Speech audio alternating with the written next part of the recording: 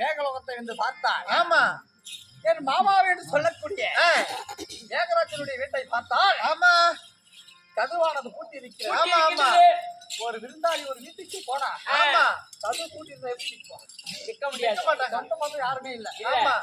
ஆனா அந்த வீட்டை பார்த்தால் ஆமா நம்ம எப்படி இருக்கிறது? அர்ஜுனானன் மட்டும் மேகராஜன் வீட்டை பார்த்தால் கதுவானது பூட்டி இருக்கிறது. ஆமா. நம்ம எப்படி நிக்கிறோம்? திரும்பி திகைத்து நிக்கிறோம். ஆமா ஆமா.